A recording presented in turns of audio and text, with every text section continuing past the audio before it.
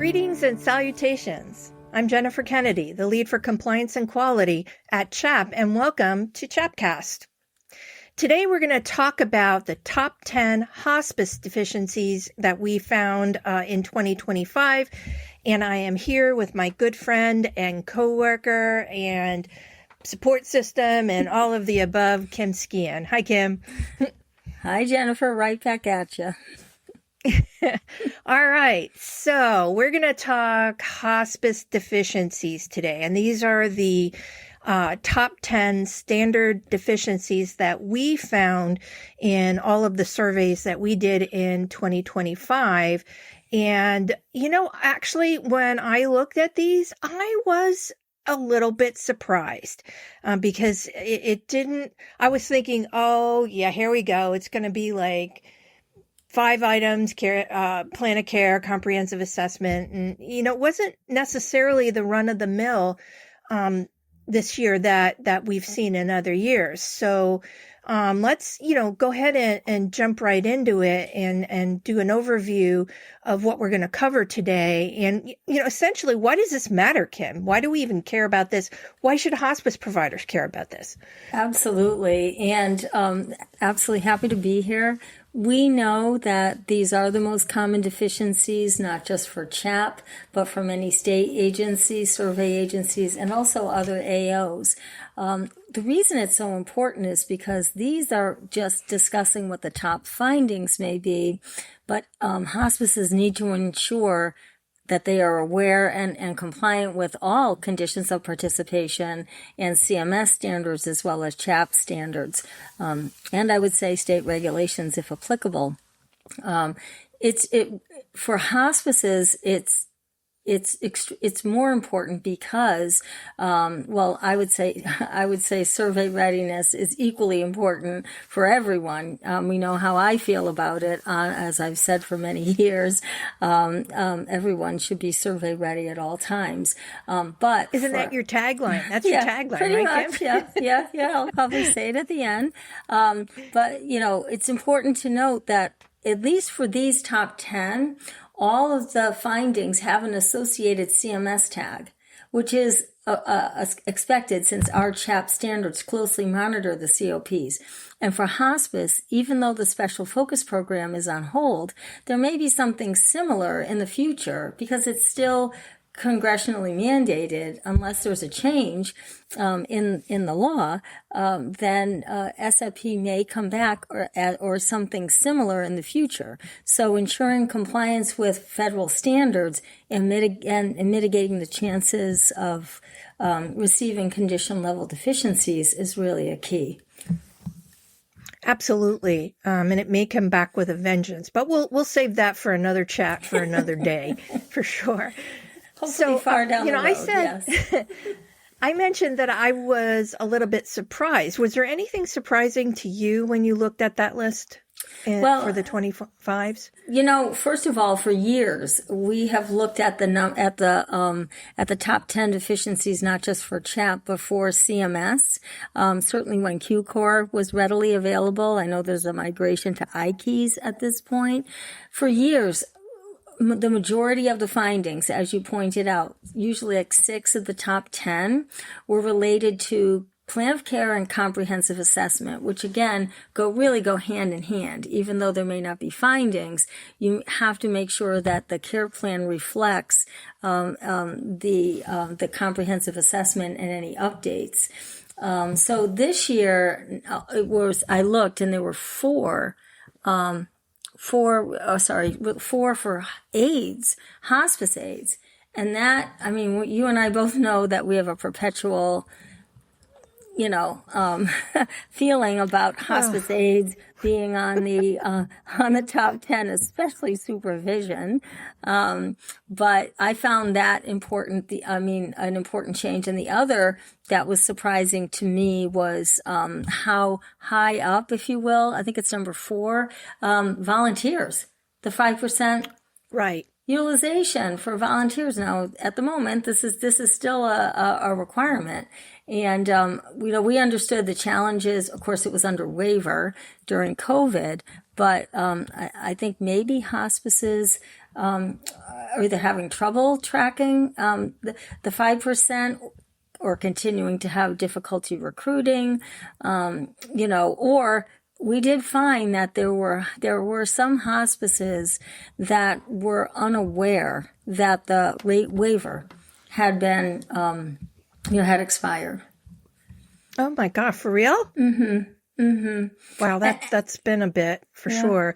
I have in my journeys with talking with providers about the volunteer piece, it's that either they don't track it consistently, that maybe they just wait till the end of the year and then they come up short.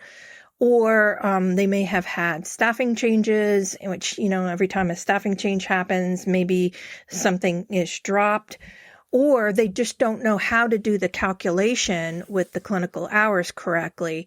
I'm sure, things have gotten tougher since the pandemic with recruiting, but you have to be able to show that you are actively trying to get volunteers in the door. So that's like an administrative documentation piece, I think, that may not be robust either. So I think, it could be a handful of different things. Yeah, absolutely. And I would just add here that when it comes to recruitment and volunteer utilization, it really does it crosses through the entire service area of the hospice.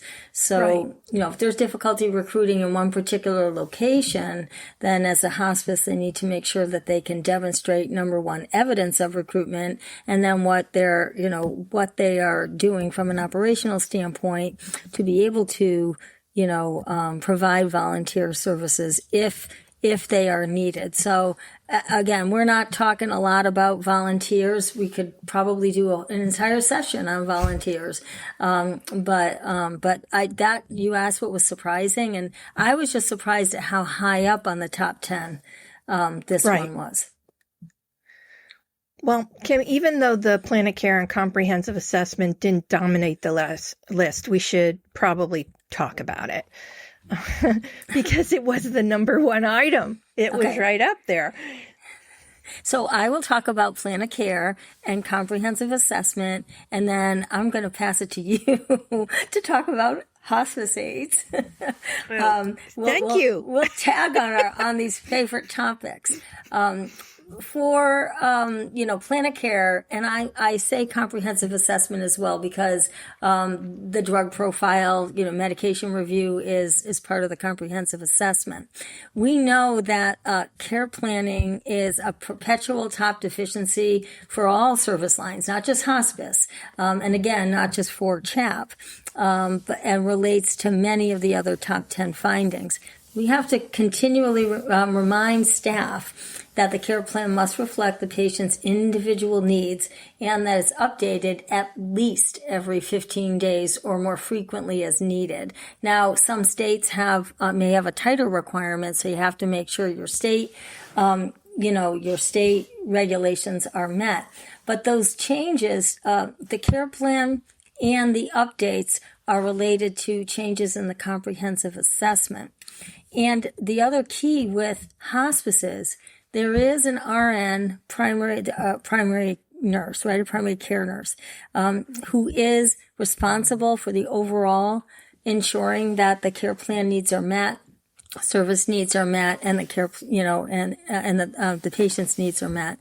However, hospice has the interdisciplinary group, and the interdisciplinary group, each member is responsible for ensuring that their care plan as related to their care, treatment, and services is reflected in the care plan and updated as needed, and updated in between the two IDG meetings, because it's in that window that often you'll find that there have been changes that identify the need for a change in the care plan that isn't always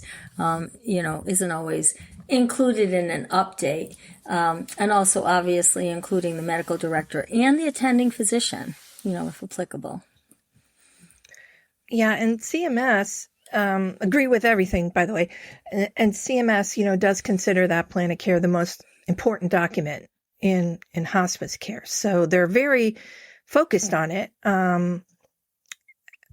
in federal regulation, and just making sure that it is implemented the way it was intended and, what the rationale is. So, I don't know. I mean, I feel like years and years, they don't feel like providers know what they're doing with a plan of care, Yeah. Well, I would say this, that I think, and I will talk about it a little bit later, but, with documentation for the care plan and documentation in general, hospices really need to make sure that they're going, as you said, beyond the point and click, and making sure that there really is, that they are painting a picture of the patient and the family. What matters most to the patient and family, what are the, care, treatment, and services that are needed to effectively meet the patient and family needs.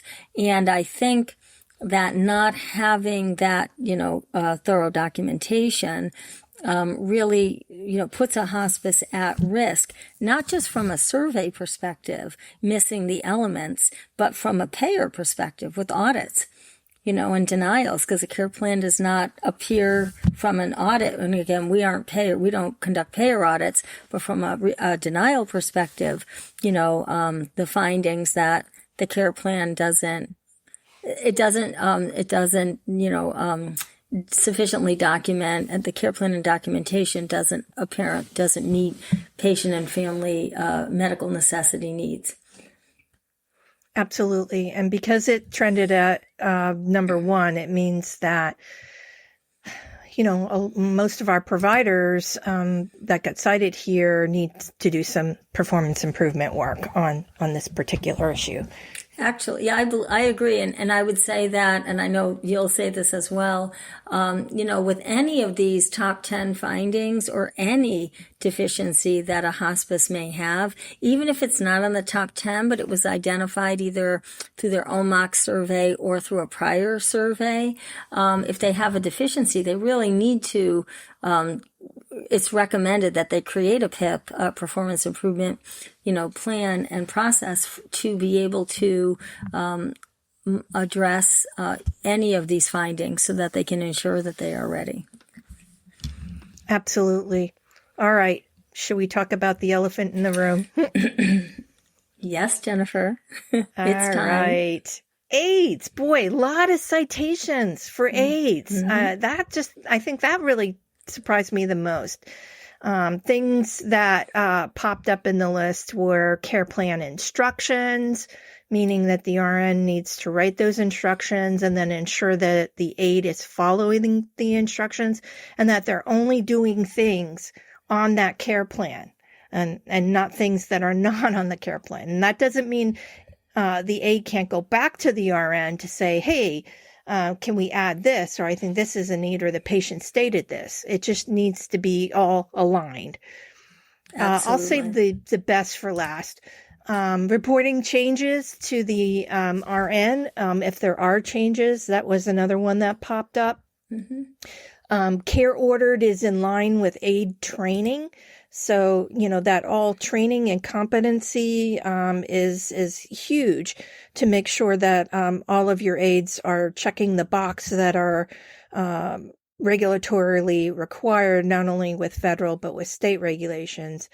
And then finally, the supervision, minimally every 14 days. Aide doesn't have to be present, and it needs to be documented. So, to me, all of these things could signal internal processy issues. So definitely these things need to be looked at if they're a gap for an organization, and then work through their QuAPI program, obviously, to get better performance. And as you and I agree, why not just document supervision on every visit? Absolutely. While you're out there? Yep. When I was out in the field, Kim, I don't know, maybe this is similar for you, and I had an aide working with me on a case. I didn't just ask the family when they were due for a supervision visit, hey, how's that aide doing? Is there anything else we need to talk about the aide care plan? I talked about the aide performance and what was happening on every visit was part of the visit. So why not document it? What are your thoughts on that? I completely agree. And again, this is a CHAP and Kim and Jennifer best practice recommendation. It's not required from a regulatory perspective to document a supervision every visit by the RN, but it really does help eliminate the issue where this finding, where supervision has not occurred in 14 days. The only other time that this may happen would be if the RN does not visit within 14 days. And that's another issue altogether, in terms of CMS looking at it from a hospice need, standpoint and appropriateness of care. So hospices that have a practice where the RN is only visiting every 14 days or less really need to look at that process and the appropriateness, of really what needs to happen to ensure appropriateness of the visits, because CMS is looking at this not just from a regulatory standpoint, again, but a payer standpoint. And if, for example, you have an RN scheduled every 2 weeks, every 14 days, if something happens and that nurse has to go out on the 15th day, you're out of compliance. So, I think that's just a really important point. The other is you talked about care being ordered in line with aide training. It's really important to understand the state regulatory requirements for scope of practice for the aide, because some states have delegation for, some advanced, care, such as maybe vents or cleaning the vent, not in the vent care, but, cleaning around or some sort of a specific need. But many states,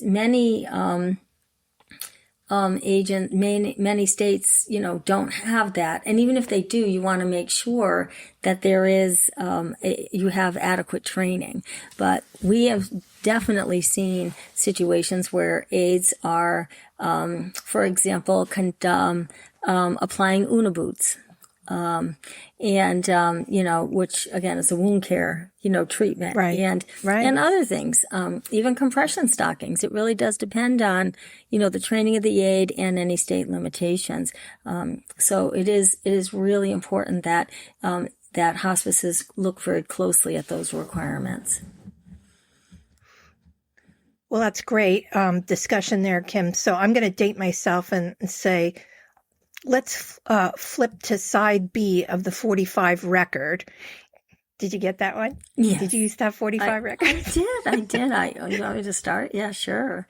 All right. Yeah. Let's do side B and talk performance improvement in some of these areas. So care planning, coordination of care, aide services. Well, I think that we have discussed, we've already, we've given some suggestions in our, in this talk so far. But I also would say that, a couple of things. One, from performance improvement, one of the key components for care planning and managing the care, does, relate to case management.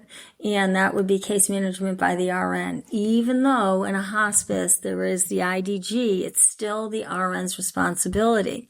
And we did record a previous CHAPcast focusing on case management, again, to make sure that there is oversight of the care planning and ongoing communication between the physician and the IDG and the physician, to ensure the individualization of care, treatment, and services, and certainly ongoing auditing, monitoring, to ensure that these care plans are reflective of the care, treatment, and services, and that all disciplines are included.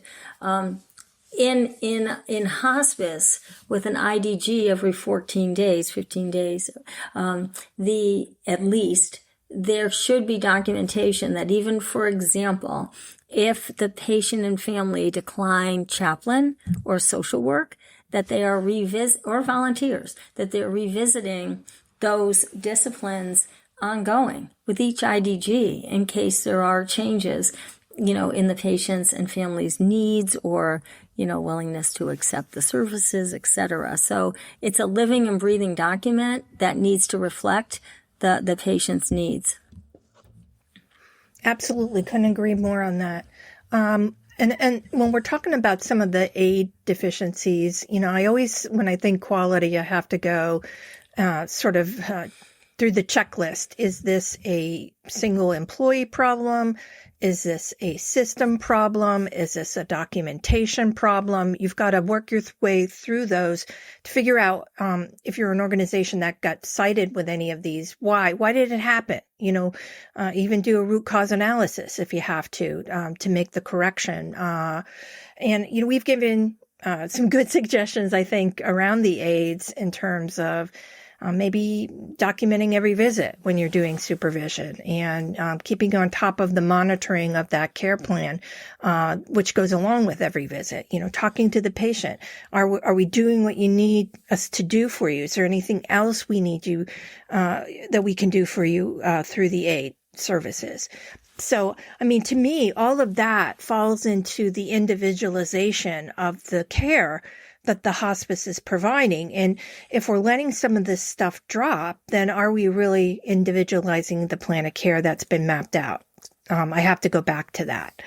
Absolutely. Absolutely. And we found with our agencies, including hospices that have implemented age-friendly healthcare at home, that because the focus is on the 4M, starting with what matters most to the patient, medication, mobility, and mentation, that what matters most to the patient and family drives the care plan and keeps the family and the patient at the center of, that care plan. And the one other thing I would say for aides is that all staff, but especially aides, we want to make sure that there's continual education and support for the aides so that they truly understand their responsibility with the care plan, notifying the RN of any changes, and when they are not able to perform a task that exceeds either their training or scope,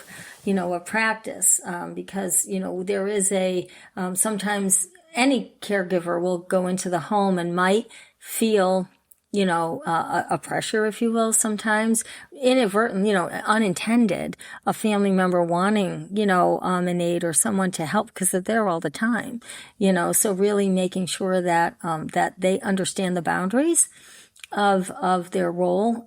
That's something that is important to continue, to communicate, with the aides. Absolutely. And I think mapping out expectation not only for the aide, but also for the RN, when they're working together with a patient and the family is really important. We know that there's turnover out there in hospice right now. We have, RNs going from one hospice to another, aides might be doing the same. And just because you did a process at one hospice doesn't mean that process transfers to the current hospice that you're working at. So I think mapping out those expectations is hugely important as well. Absolutely. Jennifer, I'm really excited to talk about our new tools. Mm-hmm. Kim. That's what I was saying. I was just going to tee that up for you before we to have your big announcement. I did want to say a tool that I do want to make sure we give a shout out for is our Center for Excellence Learning Solutions does have an on-demand course for care planning. It's called Charting the Course, a guide to effective care planning in home health and hospice. So excellent. I just want to say that's another a tool in the resource bucket. But drum roll, please.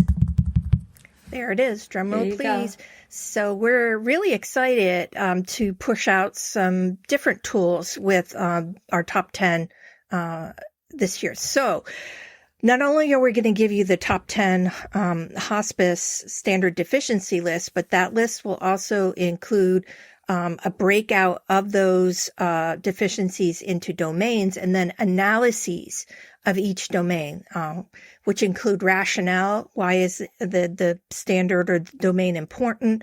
Action items, and then performance improvement suggestions. So we're trying to up the ante, if you will, on telling you not only what the top deficiencies were, but giving you a little more meat to the bone, if you will, on those top 10.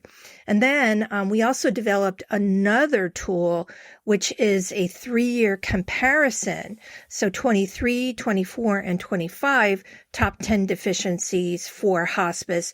And then with that list, there is an analysis or a trend analysis of the deficiencies of those 3 years and an overall interpretation.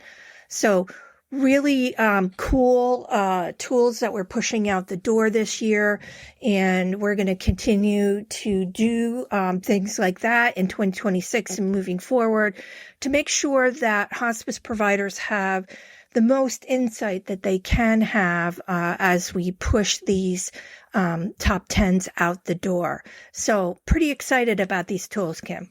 And you absolutely should be. They are excellent. I know they will be made available, I believe, as early as today, and they are incredible. The other key point here is that they are really user-friendly, easy for hospices to be able to review and then implement training or processes to be able to, facilitate compliance, but also the data that has been pulled together is just so important, especially that trending over time, to be able to have a hospice compare, yourself, your own findings to the trending and also to other data sources in the industry. So, we know that QuAPI, we want to make sure that it is a data-driven QuAPI program, and this certainly is one aspect of support in that area. So great job, Jennifer, and they are for all service lines. I personally am very excited for when they are launched.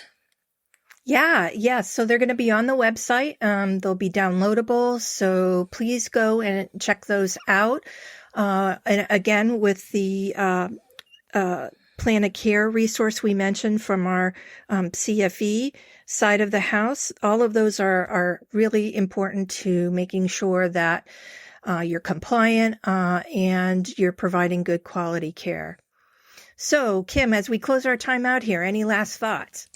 Well, this is my tagline for every time anyone has ever heard me talk about survey over the decades. I strongly recommend ongoing survey readiness by the agency, not just these top 10 deficiencies, but really conducting a mock survey and policy procedure review, but at least annually, especially if there are changes in staff or management, because we do find that this is sometimes where there are some gaps where an agency prior to the staffing change, had demonstrated compliance, and then there were some gaps also if an ADS is added, and certainly if an inpatient unit is added as well. But nothing replaces proactive readiness, and on an ongoing basis. Couldn't agree more. So thank you, Kim, for teaming up with me today to talk about the top 10 hospice deficiencies for 2025. Appreciate you very much. Right back at you. All righty. So we also want to thank all of you for taking time out of your busy day to plug into our CHAPcast. From Kim, me, and the entire CHAP staff, keep turning the corner on better performance, stay safe and well, and thanks for all you do.